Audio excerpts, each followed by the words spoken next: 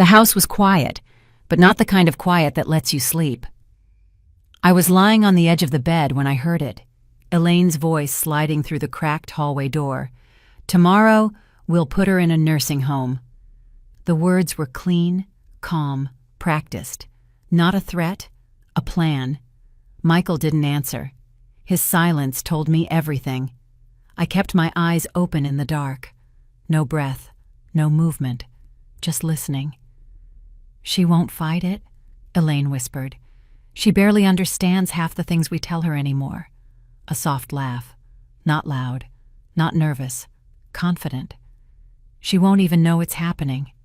My fingers curled around the blanket. Not fear, awareness, a switch turning on. Michael muttered something, too soft to catch. But it wasn't disagreement. He didn't say no. He didn't say she's my mother. He didn't say anything that mattered. I sat up slowly. My hip ached, but I didn't care. The Christmas lights outside pushed thin stripes of color across the wall. Red, green, blue, like cheap decorations covering a rotten smell.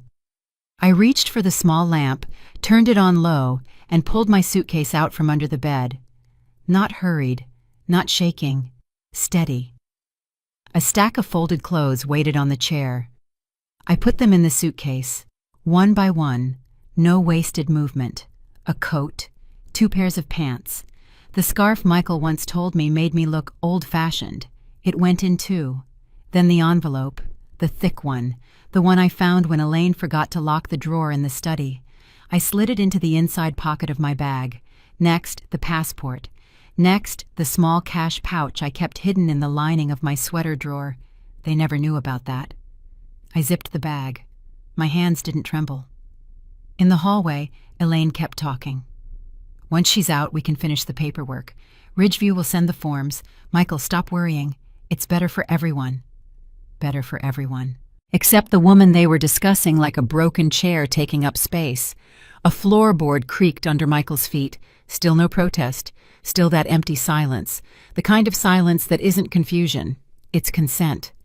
I stood beside the bed and listened to the last thing Elaine said before their door shut. "She doesn't know what's going on. It'll be easy." A cold clarity settled in my chest. Not panic, not sadness, just the truth lining up in front of me, one clear piece after another. I slipped my shoes on. My coat followed. I paused at the dresser long enough to take the small photo of Jacob, my grandson. His smile faded from too much sun, the only person in that house who looked me in the eye anymore. It went into the pocket with the passport. I reached for the doorknob, stopped, looked at my room one last time. Not a home, just a space they kept me in until the real plan could start. I opened the door quietly. The hallway smelled like the expensive candle Elaine always lit when guests came over.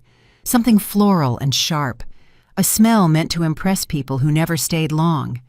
Their bedroom door was closed, lights off, voices gone. Good. I moved down the hallway, my steps small and controlled. At the top of the stairs, I waited, listening for any shift in the air. Nothing.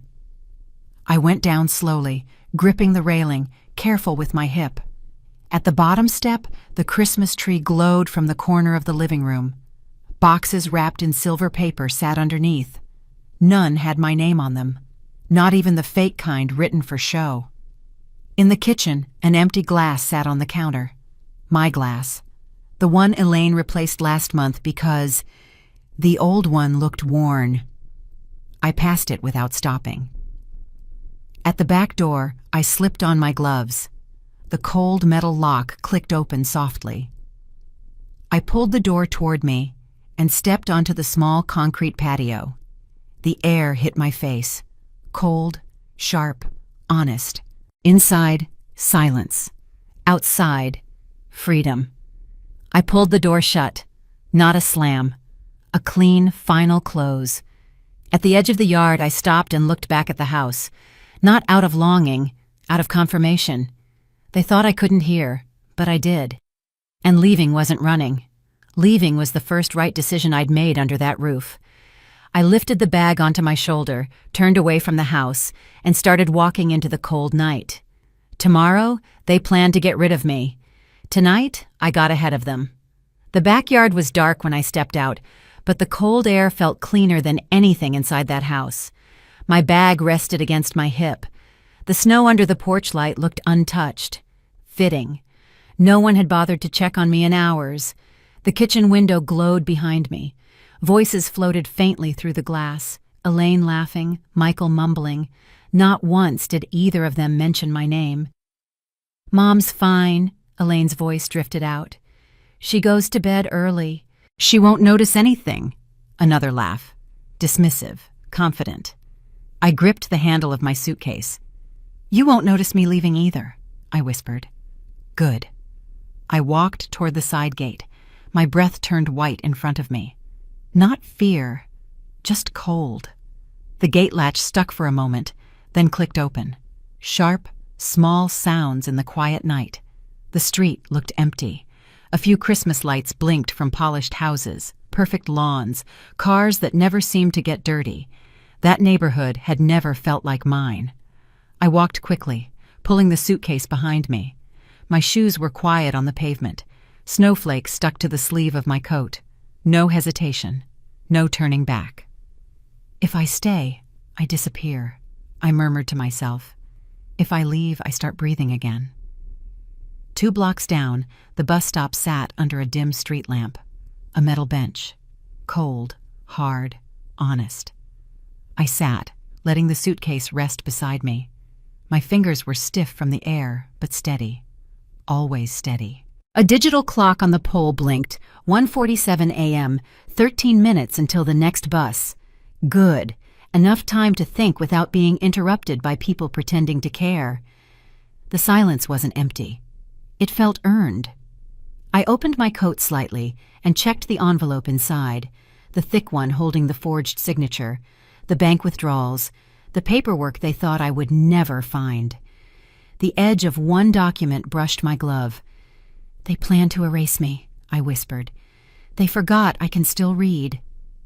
A shuffle of footsteps sounded behind the bench. I didn't move, just listened. A teenage boy walked past, hoodie up, earbuds in. He didn't look at me. I didn't need him to. The street went quiet again. I glanced back toward Michael's house. No lights had turned on. No one was running outside calling my name. No door slamming. No scrambling footsteps. Nothing. Of course. The truth sat heavy in my chest, but it didn't break me. It clarified me.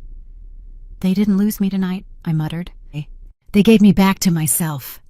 A car drove by, slow, headlights brushing my face. I kept my eyes forward. My phone buzzed in my pocket. A text from Michael appeared on the screen. "Mom, are you awake?" I let the screen go dark. The timing told me everything. He wasn't checking on me. He was checking on the plan. "Too late," I murmured. "You should have checked earlier." Another text buzzed through. "Elaine thinks you're asleep. Just wanted to say good night." Good night. That word stung more than the forged paperwork. I put the phone away. The bus headlights appeared from a distance, cutting through the cold air. I stood, pulling my suitcase upright. My hip protested, but my legs held firm. The bus pulled to a stop. The door hissed open. The driver looked at me with mild surprise. "Cold night to be out?" "Not as cold as the house I left." He nodded, lifted his hand toward the aisle. "Anywhere in particular?" "The 2 o'clock route downtown, by the old library." "Hop in." I stepped inside. The warm air hit my face. I sat halfway down the aisle, keeping my bag close. The bus pulled away from the curb.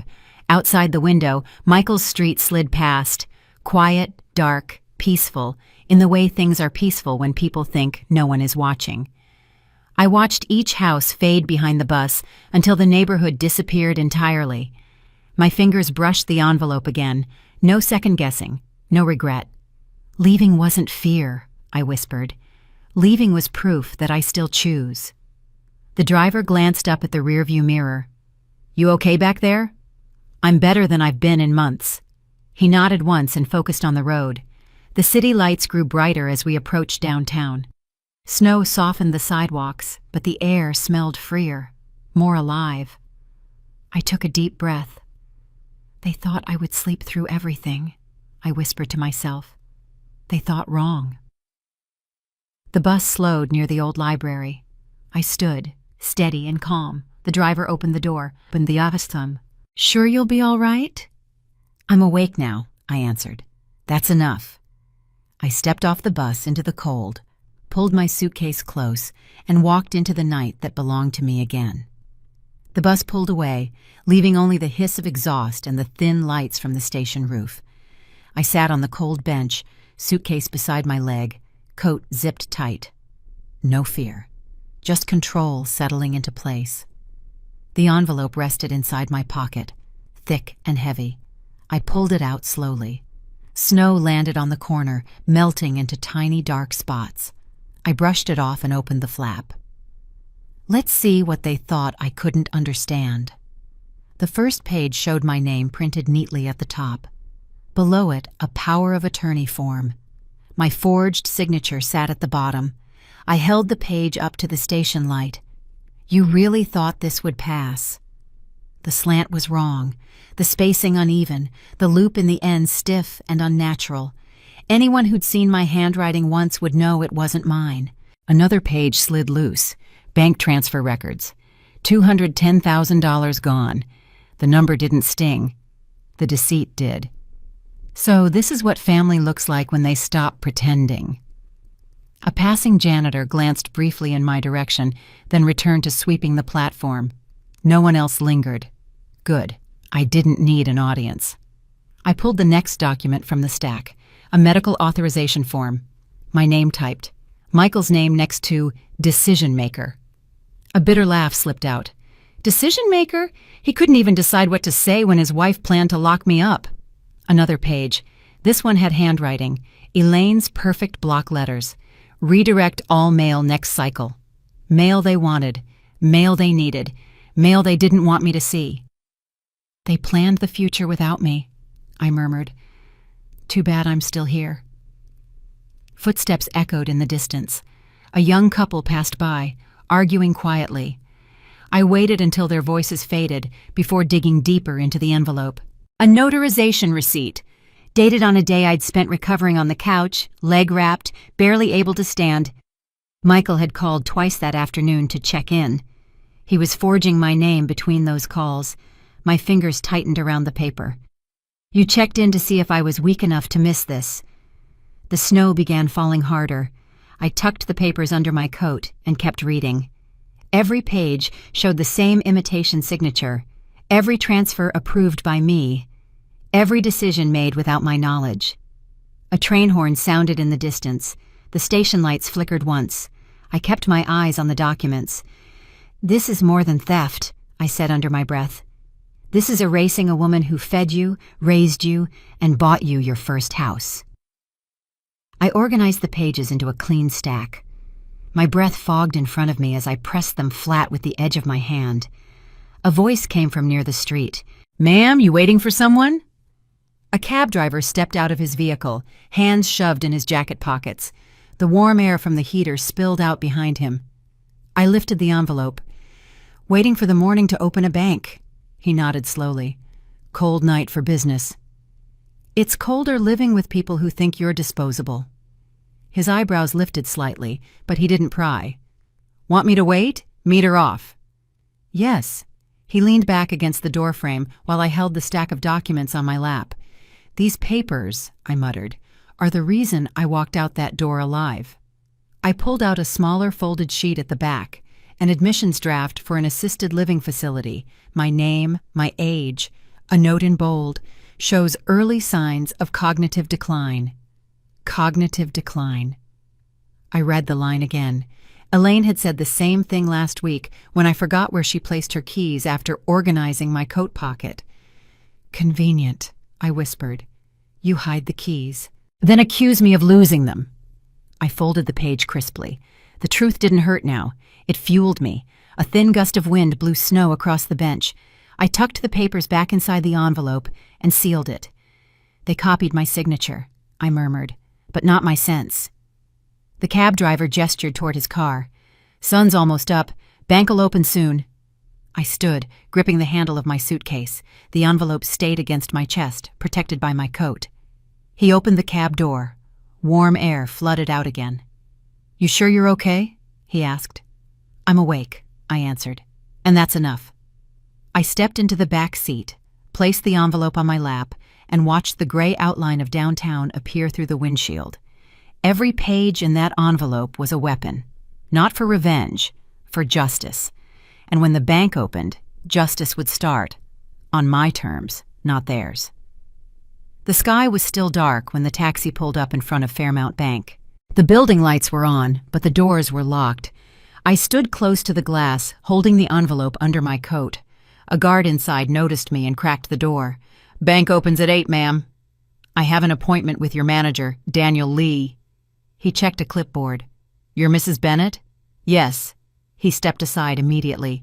"Come in, he's expecting you." I walked through the empty lobby. Only 2 desks had their lamps on. The rest of the room looked half asleep. A door opened near the back. A man in a navy suit approached, straight posture, calm voice. "Mrs. Bennett, I'm Daniel. Come with me." His office was neat, organized folders, labeled drawers, nothing out of place. He motioned to the chair in front of his desk. "Patrice sent me your preliminary email," Daniel began. "I reviewed the documents you attached, but I need to hear it directly from you." I placed the envelope on his desk. "Everything is in here." He opened it carefully, sliding out the forged transfer papers. He studied the signature first, then the account routing. "This isn't your handwriting." "No." He held the page a little closer to the light. "It looks like someone tried to imitate your old signature. The loop on the B is wrong." "They didn't study long enough." Daniel continued reading until he stopped at a highlighted line. 210,000. "And you never approved this?" "No." "And you didn't authorize your son or his wife to access your accounts?" "I revoked that years ago, quietly." Daniel tapped the page with his pen. "Then we're calling this what it is, fraud." I nodded once. "That's why I came here at dawn." He looked up. "You came prepared." Preparation is cheaper than regret. Daniel took a breath, then opened another drawer and pulled out a form. "This freezes every account connected to your name. No withdrawals, no transfers, no external access until we're done investigating." "Good. Freeze everything." He adjusted the form toward me. "Before you sign, I need you to understand what this means. Your son may try to contact you. He may insist this is a mistake." "It's not a mistake." "And he may accuse you of acting out of emotion." "I'm acting out of proof." Daniel's eyes tightened with approval. "Then let's move forward." He printed 2 more documents. One was a certified fraud report. The other was a temporary protection notice that blocked all third-party requests. "I'll need your signature here, here, and here," he instructed. I signed without hesitation. He watched my hand. "You're steady." "I've been awake all night." Most people shake when they realize someone stole from them. "I'm done shaking." Daniel set the papers aside and folded his hands. "Do you want me to contact your son?" "No." "Are you sure?" "Yes. I don't need conversations. I need barriers." He nodded. "Then I'll call our legal department instead." He picked up his phone. "Put me through to compliance. Yes. Secure case. Full freeze for client Bennett. Yes. Fraudulent transfer suspected. No. Client is here and fully aware." He hung up and turned back to me. "It's done." "That fast?" "Fraud leaves a trace," Daniel replied, "and we can follow every piece of it." I leaned back in the chair. "Then I'd like printed confirmation." He smiled faintly. "Of course." He got up and walked to the printer room. I could hear the machine warming up. When he returned, he placed a stack of papers in front of me. "This is your official freeze order. This is the fraud claim. And this," he tapped the last page, "is the record showing that the signature on the transfer doesn't match your verified signature on file." I looked at it closely. A red stamp at the bottom read, "Signature mismatch. High concern." Daniel sat again. "Mrs. Bennett, this is a strong case. Whoever forged this made several mistakes." "I expected that." "What will you do now?" he asked. "Fix the rest." He lowered his voice. "Your son may panic when he can't access anything." "I count on it." Daniel hesitated, then said, "If he calls me, do you want me to tell him you were here?" "No, tell him nothing. Let him wonder." "That usually pushes people to reveal more than they intend." "I know." Daniel gathered the paperwork neatly. "We'll monitor your accounts. If anyone attempts to log in, you'll get an alert. If someone tries to file for access, you'll get another alert. Everything will go through my office first." "I appreciate that." "Mrs. Bennett?" "Yes." "You're handling this better than most clients. I had a warning." He didn't ask what kind. Daniel slid the final document toward me. "Sign this last page. It gives us permission to pursue internal investigation." I signed it slowly, making sure every letter was clear, deliberate. He checked the signature. "This one matches." "Of course it does." Daniel stood and extended his hand. "We'll protect you." "I know." He walked me to the lobby as the sun began to rise outside. Light hit the glass doors, sharp and clean. Just before I stepped out, Daniel said, "If you need anything else, come back. You're not alone in this." "I'll be back," I replied, holding the folder tight. This was only the beginning. I stepped outside. A cold morning. A warm folder in my hand, and every door behind me now locked to them, not to me. Hannah Porter's office sat on the third floor of a quiet brick building. No holiday decorations, no soft music, just a receptionist who glanced up as I stepped in. "Mrs. Bennett?" "That's me." "She's ready for you. Second door on the right." I walked down the short hallway and pushed the door open. Hannah stood behind her desk, early 40s, tailored gray suit, hair pulled back like she had already finished half a day's work before I arrived. She gestured toward a chair. "Take a seat, Mrs. Bennett. Patrice warned me you'd be coming with a full story. I brought documents too." "That usually means trouble," Hannah replied, "but it also means you're ready to fix it." I placed the folder on her desk. She opened it immediately, scanning the freeze order, the fraud report, and the mismatched signature notice. Her eyebrows lifted slightly. 210,000 taken without consent. Forged signature.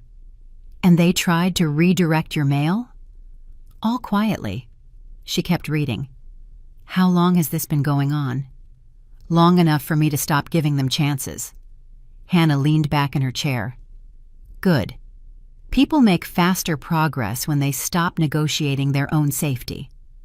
I crossed my hands in my lap. "So tell me what comes next." "First," she said, pulling out a clean document, "we rewrite your will, from scratch, not an update, a replacement that wipes the old one out entirely. I want everything to go to Emily." Hannah nodded. "We'll structure it so no one can challenge it, not even family." "That's the idea." She turned to the next page. "Second, we revoke their access to anything with your name on it, power of attorney, medical directives, bank permissions." I already started that with Daniel. "Good. But banks aren't the only place that keeps files. Doctors, hospitals, insurers, they all have copies. I'll make sure every one of those gets replaced." "That's what I need." Hannah took a quiet breath, studying me. "You're calm. Most people walk in shaking." "I had a long night." "A bad one?" "A clarifying one." She didn't push further. Instead, she pulled up a fresh template on her computer. "Let's start with your will. Who do you want as primary executor?" "Emily." "And secondary?" "No secondary." Hannah paused her typing. "You're certain?" "Completely." "Then Emily it is." She typed for a few minutes, then printed the first section. "Review this. Make sure the names and addresses are correct." I scanned the page. Everything was accurate. I slid it back to her. "Good," she said. "Now let's talk about your son." "There's not much to discuss."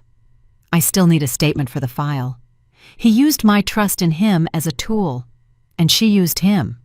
"That's clear enough," Hannah replied. "It will support the case." She printed another set of documents.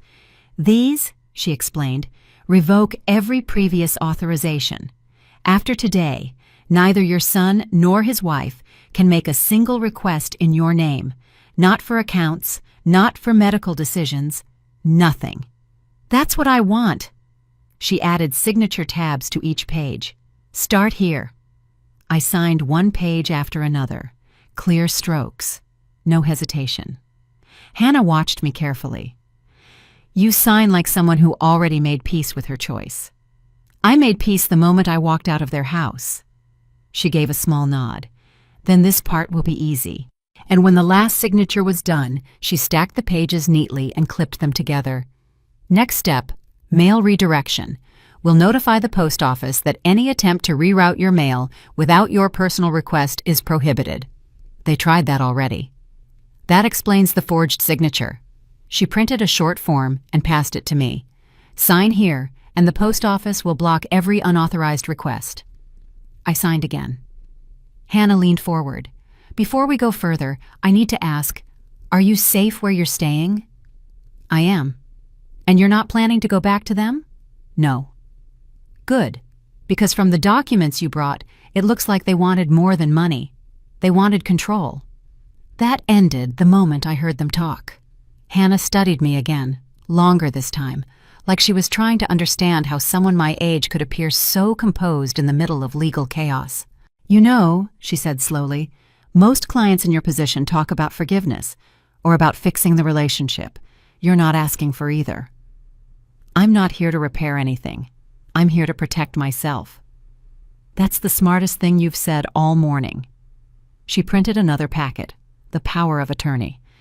This names Emily as your sole representative. No one else gets access, not even to request information. Perfect. You understand, Hannah added. This is the paperwork that stops the cycle. That's why I'm signing it. She placed sticky tabs on every line that needed my signature. Work through these. I'll check each page after. I signed them one by one. The room stayed quiet except for the sound of my pen moving across the paper. When I finished, she gathered everything and tapped the stack lightly. All right.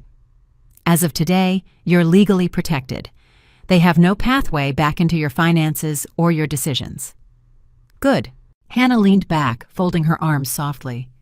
Do you want them notified of anything? They'll figure it out when the doors close. That tends to happen? I stood, placing the folder under my arm. Hannah followed me to the doorway. If you need me, my direct line is on the cover page. I'll keep it. And Mrs. Bennett? I turned. You handled today with more strength than most people half your age. I didn't have another option. Hannah gave a small nod. You chose the right one. I stepped out of the office, holding the documents tight. The hallway felt brighter than when I walked in. For the first time in a long time, the next step was mine. And only mine. I rented a small room above a hardware store for the night. Nothing fancy, just a bed, a desk, and a lamp bright enough for paperwork. After everything that happened, the quiet felt strange. I placed my bag on the desk and opened it. Inside were the documents I hadn't touched in months. Old statements, tax returns, insurance forms. But one folder sat at the bottom, heavier than the rest, the Lake House file. I pulled it out and opened it. The first page was familiar. My deed, signed years ago. I bought that property with savings from a lifetime of teaching. My retreat, my peace, the place I never let anyone else control. But as I flipped the second page, my hands stopped. A mortgage notice, not mine. I leaned closer. The details were typed clearly. A new loan issued 3 months ago. Withdrawals tied directly to my name. Someone had used my property as collateral. A small handwritten note was attached to the corner. Redirect all mail. E. Elaine's handwriting. I sat back in the chair. Of course, I murmured. I turned another page. More statements, more requests. Every one of them unauthorized. Footsteps in the hallway outside made the floor creak, but I didn't look up. I kept reading. The next page listed an estimated payment schedule with a signature line at the bottom. A signature meant to be mine. I held it up to the lamp. Same sloppy loop, same uneven line, same attempt to copy something she didn't understand. I spoke aloud to the empty room. You wanted everything. The lake house, the savings, the control. and silence from me. I set the page down slowly. They planned it together, I continued. They counted on me not checking anything. It was almost insulting how predictable their strategy was. I picked up the mortgage file again and reread the loan terms. High interest, early withdrawal penalties. It looked exactly like a plan meant to drain someone dry. My eyes stayed on the numbers. Not this time. The heater clicked softly. The room felt smaller, but my thoughts felt sharper. I opened the rest of the envelope. More documents, more lists of debts, more payment schedules, all attached to my name. Page after page, I traced the same pattern: forged signatures, rerouted mail, attempts to hide paperwork, all of it coordinated, none of it accidental. I placed everything in a neat stack. They wanted the house, I said quietly. They wanted the cash. And when they were done, they wanted me gone. The lamp flickered, but I didn't stop reading. Then I reached another sheet. One I didn't remember signing at all. A transfer request for the emergency fund I kept hidden. The signature was shaky, a poor imitation, one anyone with eyes could challenge. I tapped the page lightly. You weren't even careful. There was no anger in my voice, just recognition, confirmation, the kind that comes when the last piece of a puzzle finally clicks. I pulled a notepad toward me and wrote down 3 lines. Mortgage fraud, mail interference, property misuse. I underlined each one. Everything I needed was right here in this room. Every proof, every document, every mistake they made while thinking I wouldn't look. The heater rattled again. I closed the file and sat back. They planned everything, I said quietly, except me finding out. I opened the file once more and scanned the loan number. I would bring it to Clara tomorrow. She would know exactly what to do with it. My phone buzzed once. A notification from the bank, account access attempt blocked. I didn't open it. I didn't need to. They're getting nervous. I stood and walked to the window. The street below was empty. A few streetlights reflected off the snow, but the town was silent. For the first time since leaving that house, I felt something settle inside me. Not fear, not sadness. Clarity. I walked back to the desk, packed every document carefully, and closed the folder. Tomorrow, the real work would begin. I turned off the lamp. The room went dark, but the path forward was the clearest it had ever been. The Elder Rights Center sat between a clinic and a bakery, quiet and plain, like a building people only visited when they had to. I pushed the glass door open and stepped inside. A woman at the front desk looked up immediately. "Mrs. Bennett?" "That's right." She stood. "Lydia's waiting for you. Second office on the left." I walked down the short hallway and knocked lightly. "Come in," a calm voice answered. Lydia Carter sat behind a clean wooden desk. Organized folders, soft gray sweater, glasses perched low, like she'd been reading before I arrived. She gestured to the chair across from her. "You made good time, Mrs. Bennett." "I didn't want to waste any. I read the documents your lawyer emailed. You've had a long week." "A necessary one." Lydia opened a folder with my name written neatly on the label. "Let's start simple. You're here to rebuild your protections." "Exactly. And you want every old authorization removed, medical, financial, legal?" "All of it." Lydia nodded.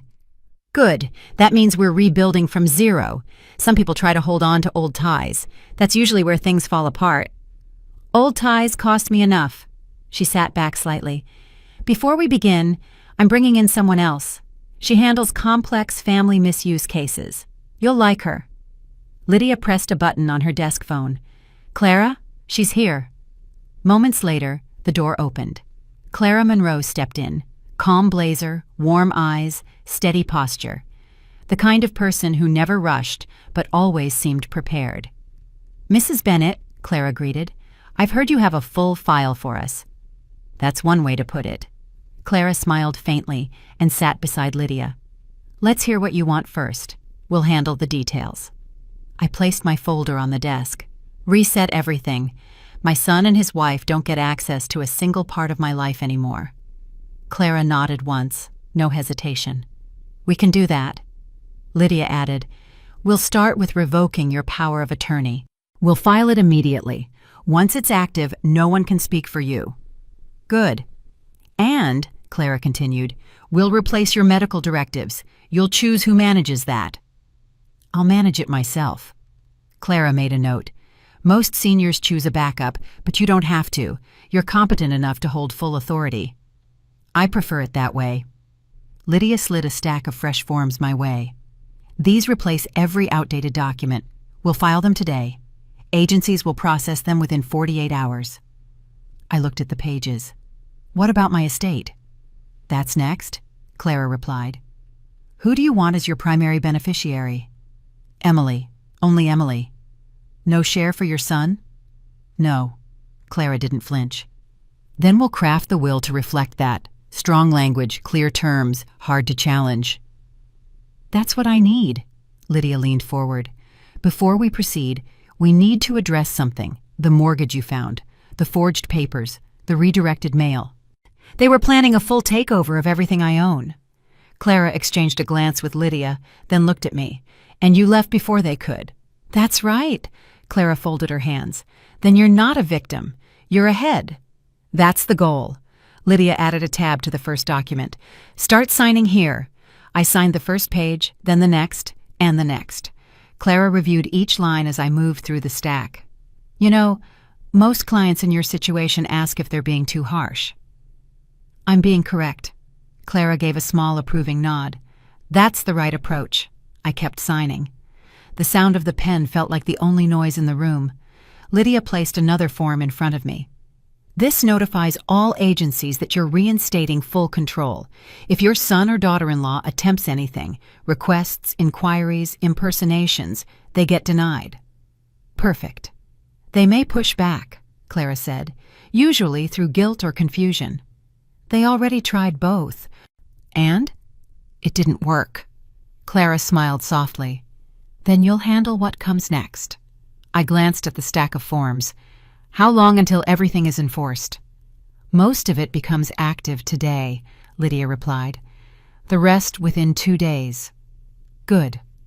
Clara leaned in slightly. Before we finish, I want to ask something personal, not legal. Go ahead. Are you doing all this out of fear or out of clarity? Clarity. Then you'll be strong through the rest. Lydia added another signature tab. This one protects your mail. No changes allowed without your in-person verification. They already tried redirecting it. That ends today, she replied firmly. I signed the final page. Lydia stamped and sorted the documents, then slid a copy toward me. These are yours. Keep them with you. You now have full legal control of every part of your life. Clara gathered her binder.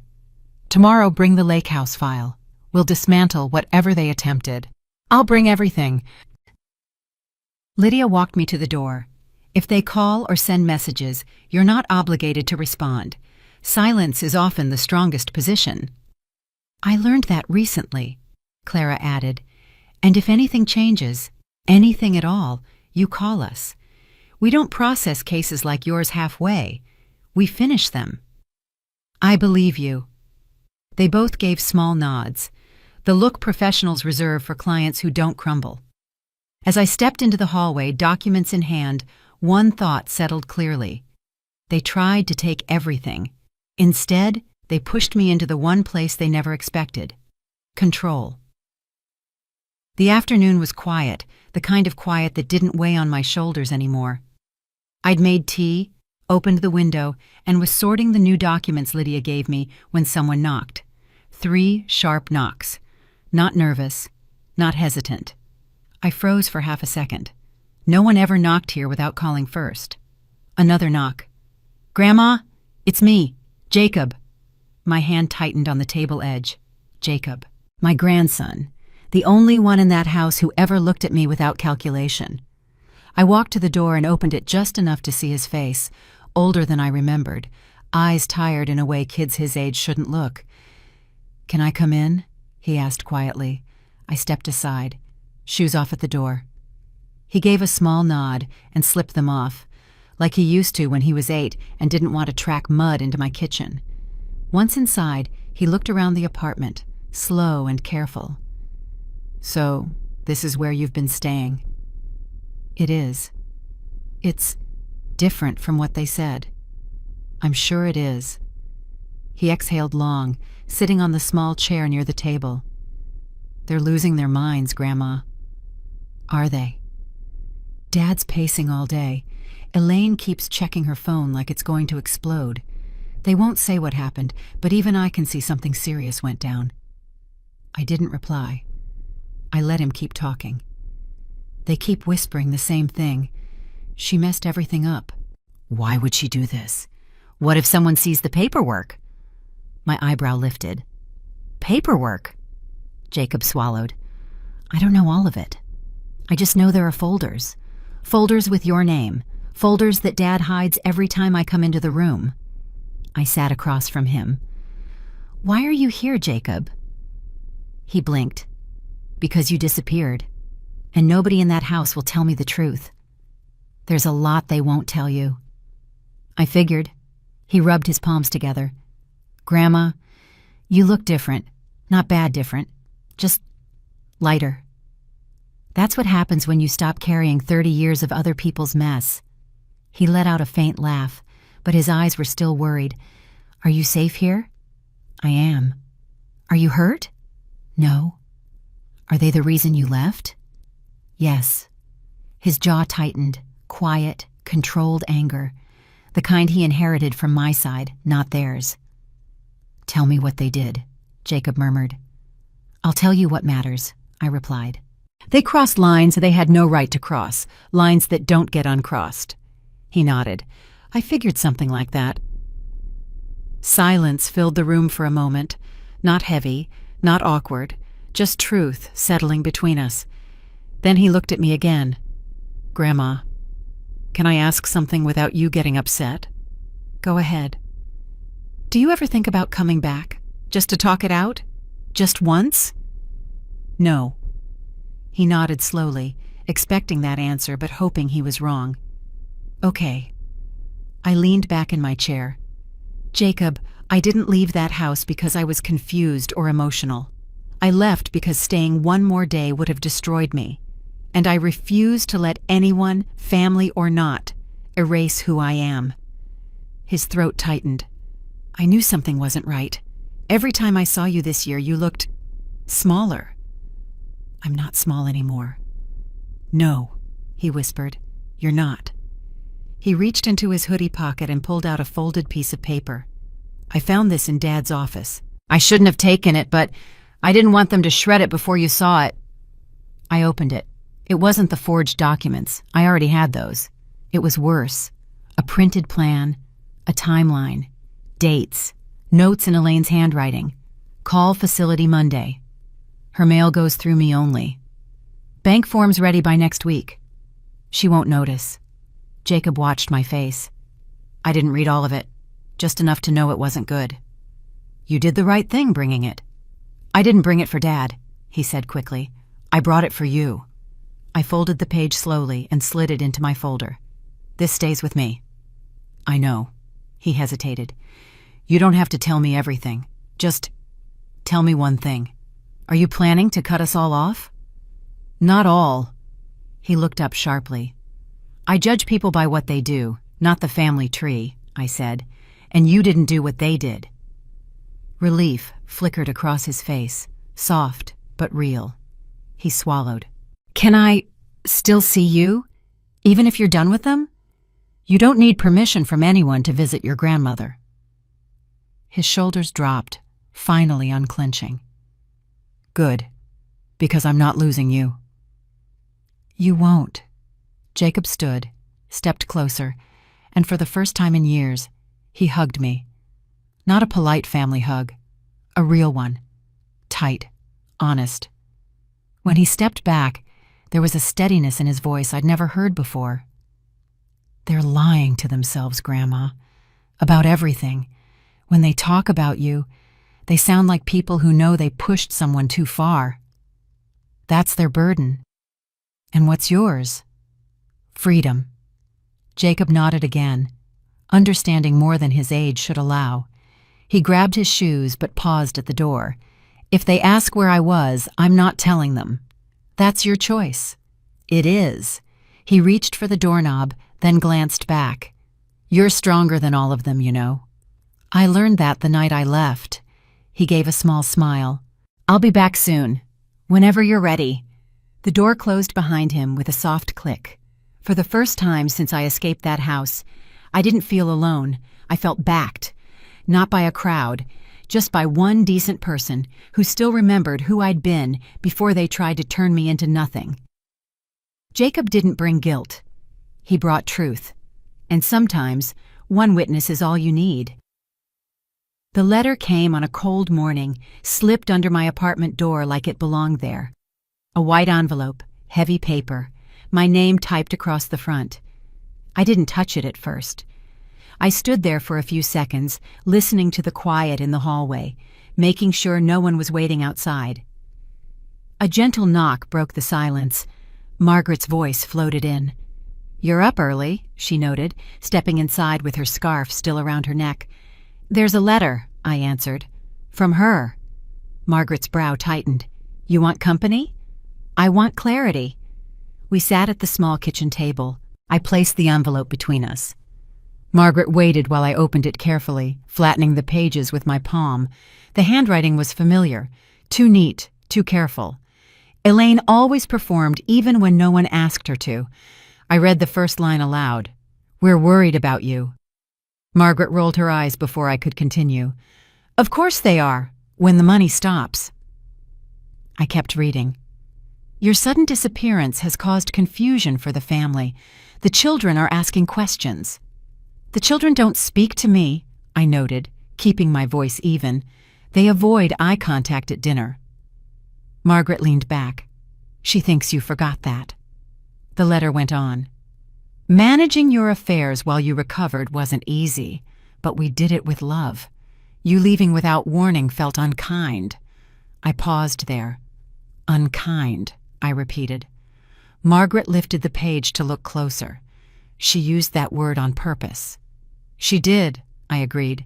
She wants me to feel like I owe them an apology. And Margaret tapped a finger on the table. Do you? No.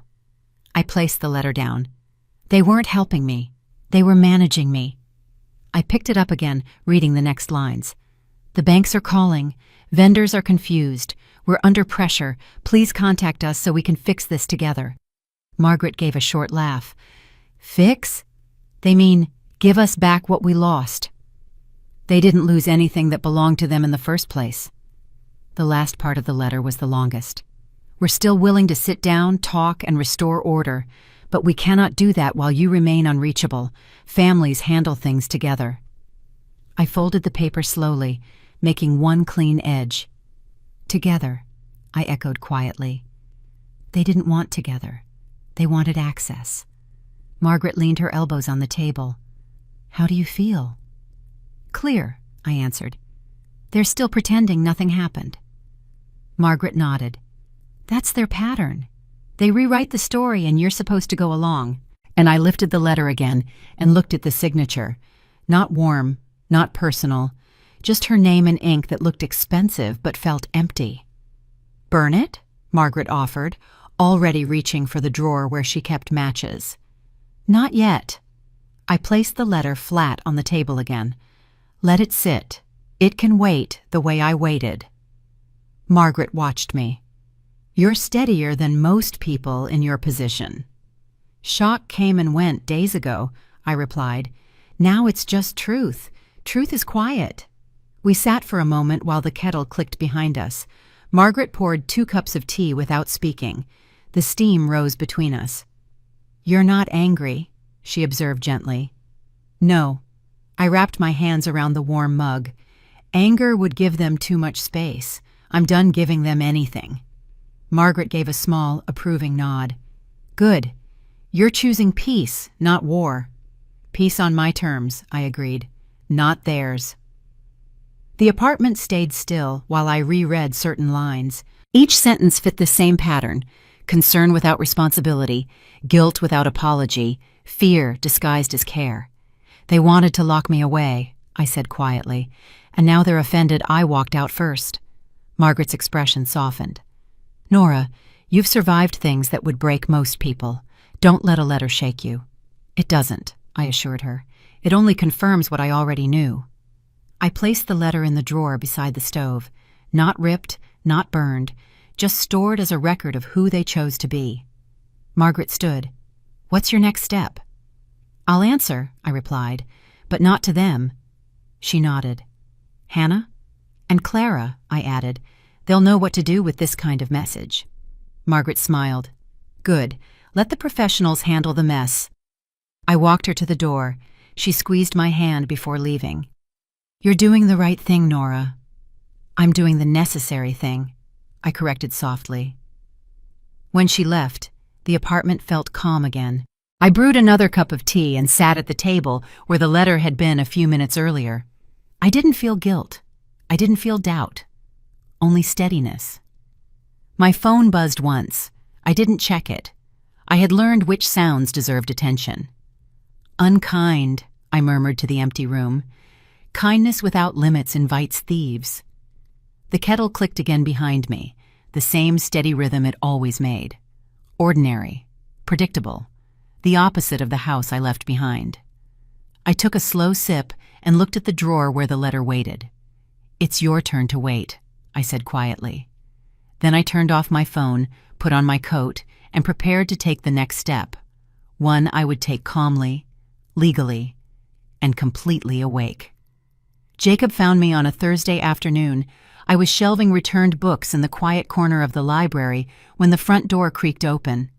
Judith glanced up from the desk, then looked toward me with a small tilt of her head.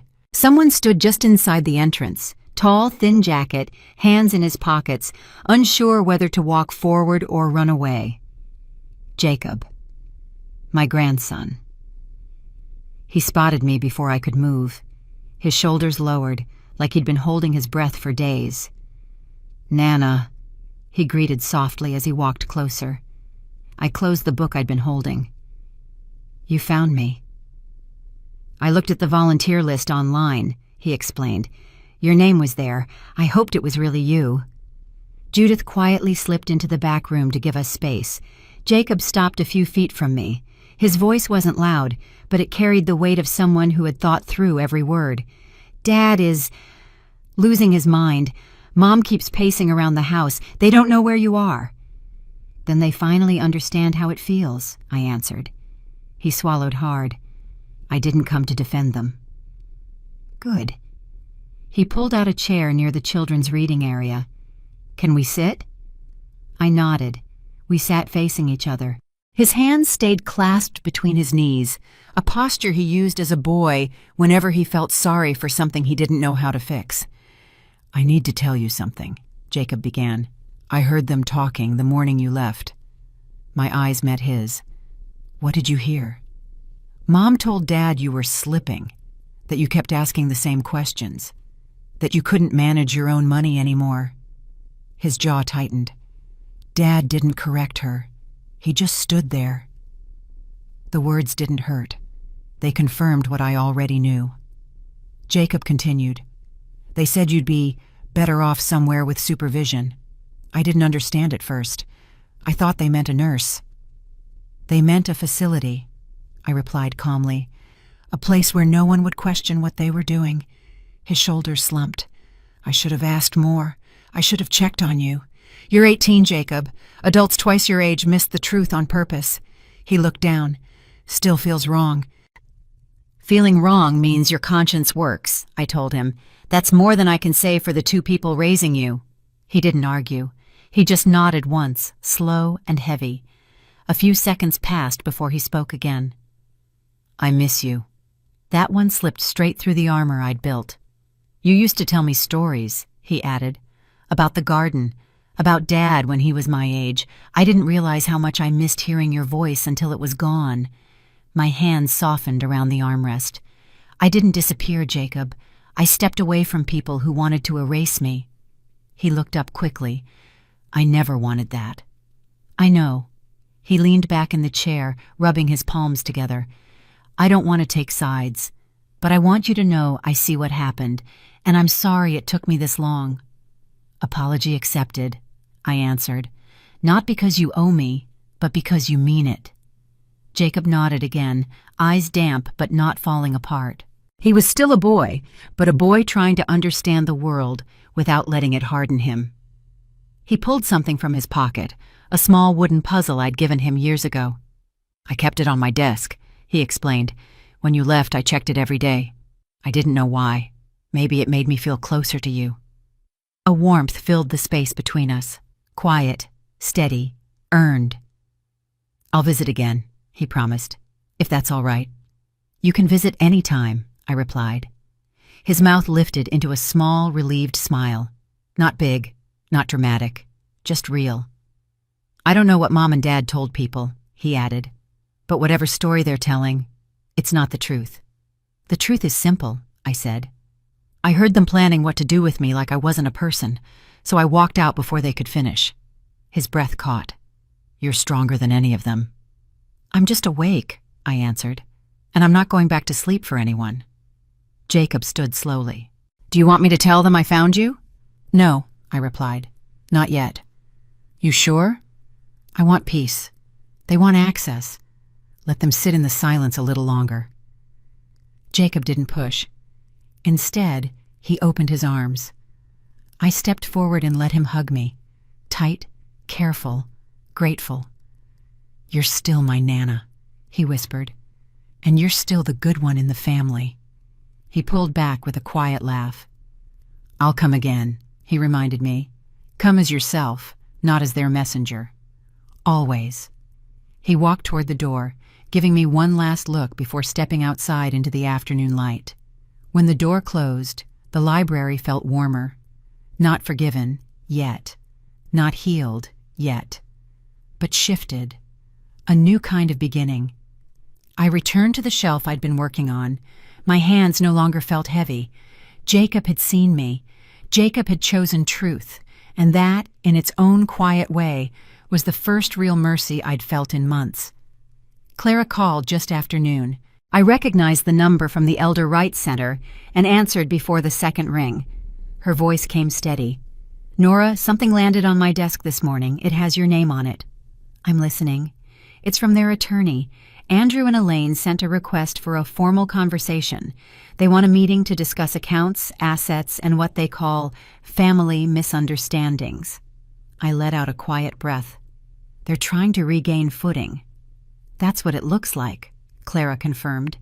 Papers rustled on her end. "They're asking whether you're open to negotiation." "Negotiation," I repeated. "With people who forged my name?" Clara didn't respond right away. She understood the weight of the question. "You don't owe them a seat at the table," she finally noted. "You already removed them from every legal position that mattered. What's your recommendation?" "Document your stance," Clara replied. "Once it's filed, any attempt to challenge you becomes harder." "Let's do it." "All right," she continued. "I prepared a statement of intent. It clarifies that you revoked their access, that all decisions were voluntary and made with full capacity, and that you won't participate in mediation." "Read it to me." She read line by line. The language was clean, direct, factual. Nora Bennett acted independently. No coercion. All transfers frozen by her request. No contact required going forward. No mediation will be considered. All rights remain solely in her name. The clarity settled through me like a weight being set down. Clara paused. "How does that sound?" "Correct." "I'll bring it to you," she offered. "It needs your signature." "Come by the library," I instructed. "I'm here for another hour." 15 minutes later, I saw her walking across the quiet lobby. Clean coat, organized binder, calm presence. She always carried herself like someone who protected people for a living. We sat at the same small table where Jacob and I had talked. Clara opened the binder, turning it toward me. "Here, read it one more time." I read every sentence slowly. No drama, no emotion, just words aligned with truth. "This works," I confirmed. "Then sign here, here, and here." I picked up the pen. My hand didn't shake, not even once. When the last signature was done, Clara slid the pages back into the binder and clicked it shut. "That's it," she announced. "They can send letters, emails, messages, threats, or pleas. It won't matter. These papers close their path." "Good." Clara leaned back a little, studying me. "You're steady." "I've had practice." "You know," she added softly, "most women your age crumble at this stage. They break under guilt or pressure, but you've stayed centered the entire time." "I learned something," I replied. "Silence isn't weakness, it's strategy." Clara smiled slightly. "Then you'll appreciate this next part. Their attorney hinted they may pursue further steps if you don't respond." "And will they?" "No, they don't want court. Court means records, testimonies, witnesses. Court means explaining forged signatures under oath." She tapped the binder lightly. "They're bluffing." "Then let them bluff," I said calmly. "I'm not moving." Clara nodded. "I'll file this within the hour. Once it's processed, even if they try anything, the judge will review this first. And this," she tapped the binder, "protects you." We stood. She reached out and touched my arm gently, respectful but firm. "You're doing everything right, Nora." "I'm doing everything necessary." Clara gave one small approving nod. "Call me if they attempt contact again, but honestly, they're more scared than anything." "Good," I replied. "A little fear might teach them what decency couldn't." Clara exhaled through a short laugh. "I like the way you think." She left the library a moment later. The door closed behind her, and the space fell quiet again. I walked back to the reading desk, but the shelves were blurry for a moment, not from tears, just from the shift inside me. Something unlocked. Something settled. My phone buzzed in my coat pocket. I checked the screen. Voicemail. Andrew Elaine, unknown. 3 missed calls. 0 sincerity. Another buzz. A text appeared. "Mom, please, let's talk. This has gone far enough." I stared at the message and let the screen go dark. Another text came seconds later. "We can fix this if you just stop everything you're doing." The phrasing said everything. They wanted control, not connection. They wanted access, not accountability. I placed the phone face down on the desk. I wasn't running from them. I wasn't afraid of them. And I wasn't negotiating with anyone who tried to erase me. The library clock ticked in the background, steady, even, honest. My signature now sat in a binder on its way to the courthouse. My silence was no longer their advantage. It was mine. The next morning arrived quietly. No pounding footsteps. No whispered plans behind a half-closed door. No messages demanding explanations. Just light, soft and steady, moving across the small apartment table where my tea kettle waited. I woke before the alarm. My body felt rested in a way it hadn't in months. I moved through the room slowly, the way people move when something heavy has finally been set down. The window was cracked open. Cold air drifted in, carrying the faint sound of seagulls. Snow dusted the ledge. Not a storm, just a clean layer of morning. I pulled on my robe, turned on the kettle, and let the water heat while I stood at the window. This time, the quiet didn't feel like expectation. It felt like ownership. A gentle knock broke the silence. Margaret's voice floated in. "You awake?" "Yes," I answered, opening the door. She stepped inside with a small bag of groceries. "You left the porch light on." "That's how I knew you were up early." "I forgot to turn it off." "Or," she countered, placing the bag on the counter, "you finally slept." I poured her a cup of tea without asking. She sat across from me, shawl wrapped around her shoulders. Her eyes softened when she looked at me. "You look different today," she noted. "Lighter." "It's the first morning in a long time," I replied, "where no one else gets to decide what happens next." She nodded slowly. "Feels good, doesn't it?" "Better than I expected." We sat quietly for a moment. She didn't rush me. She didn't pry. She let me settle into the stillness on my own terms. On the windowsill, the little plant Leia brought 2 weeks earlier had pushed out a new leaf. Small, bright, steady. Not symbolic, just proof that things grow when left alone long enough to breathe. Margaret took a sip of her tea. Any messages from them? My phone's off. Keeping it that way? For now, she chuckled. Smart. I crossed my hands on the table. Their lawyer will get Clara's filing today. That should calm the storm. Or stir it, she reminded gently. It won't matter. They don't have the power they think they have. Margaret watched my face carefully. You're not angry, are you? No, I answered. I'm free. She sat back with a satisfied nod. That's the line right there. The kettle clicked again as it cooled. Outside, a neighbor scraped snow from a car. The world continued, simple and predictable, and for the first time in months, I didn't feel like a burden moving through it. Margaret placed her mug down. What will you do today? Walk to the library, I replied. Sort the returns, maybe help with the afternoon reading hour. Sounds peaceful. That's the goal, she smiled. You didn't think you'd reach this day, did you? I hoped, quietly. And now that it's here, I intend to keep it. She reached across the table and touched my hand gently. You earned this, Nora. I earned clarity, I corrected softly. Peace is simply what comes after. We finished our tea in silence. A few minutes later, Margaret stood to leave. She pulled on her gloves and buttoned her coat. At the door, she turned back. One more thing, she added. If you ever question whether you did the right thing, remember the night you heard them whisper about locking you away. That wasn't love. This, your life now. This is dignity. I felt the truth settle deep. Thank you. Margaret opened the door. I'll see you later. Enjoy your morning. When she left, the apartment grew quiet again. But this time the quiet didn't press on me. It lifted. I washed the mugs slowly, dried them, and placed them back on the shelf. Simple movements, ordinary movements, movements that belonged entirely to me. Before stepping outside, I turned my phone on for one moment. Notifications filled the screen, missed calls, long texts, 2 emails marked urgent. I didn't open a single one.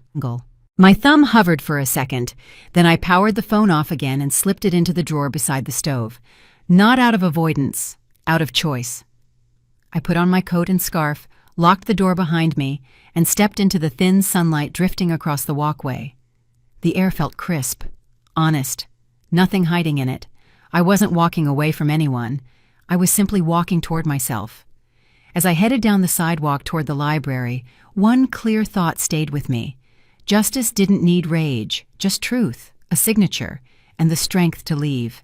And for the first time in years, I wasn't afraid of the quiet. I belonged in it. When I walked to the library that morning, the snow was thin and the street was quiet. Every step reminded me that peace doesn't arrive with noise. It arrives when we stop giving our power away. I didn't win because I raised my voice. I won because I finally chose myself. If you're listening to this and you've lived long enough to see both kindness and betrayal, I hope my story reminds you of one thing. You're never too old to protect your dignity, and you're never too weak to take your life back. Thank you for spending this time with me today. Your support means more than you know. If my story gave you strength or comfort, you're welcome to stay with us here on Grandma Life Stories. We share real voices, real lessons, and real justice. If you'd like to hear more stories like this, feel free to subscribe, leave a comment, or share the video with someone who might need it. I'll be here in the next chapter, and I hope you will be too. Until then, take care of yourself, stay safe, and remember, peace is something you're allowed to choose.